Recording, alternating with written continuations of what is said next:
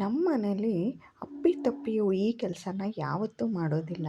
ಏನು ಅಂದರೆ ನಾಗರ ಅಮಾವಾಸ್ಯೆಯಿಂದ ಹಿಡಿದು ನಾಗರ ಪಂಚಮಿ ನಾವು ನಾಗಪ್ಪನಿಗೆ ಹಾಲು ಹಾಕೋವರೆಗೂ ನಮ್ಮ ಮನೇಲಿ ಶಾವಿಗೆ, ದೋಸೆ, ಪಡ್ಡು, ಆಮೇಲಿಂದ ಮ್ಯಾಗಿ, ಪಡವಲಕಾಯಿ ಇದನ್ನೆಲ್ಲ ನಾವು ಬಳಸೋದಿಲ್ಲ. ಹಾಗೆ ಎಣ್ಣೆಲಿ ಕರಿಯೋದು ಇಲ್ಲ ಸೌಟು ಹಾಕಿ. ಯಾಕೆಂದರೆ ಅದು ನಾಗಪ್ಪನ ಆಕೃತಿ ಅಂತ ಹೇಳಿ. ಹಂಚ ಮೇಲೆ ಇದು ಚೊರ ಚೊರ ಅಂತ ಸೌಂಡ್ ಬರೋದ್ರಿಂದ ಈ ಪಡ್ಡು ದೋಸೆ ಕೂಡ ನಮ್ಮ ಮನೇಲಿ ಮಾಡೋದಿಲ್ಲ. ಇದು ನಮ್ಮ ಮನೇಲಿ ನಡ್ಕೊಂಬಂದಿರೋ ಅಂಥ ವಿಶೇಷವಾದ ಪದ್ಧತಿ.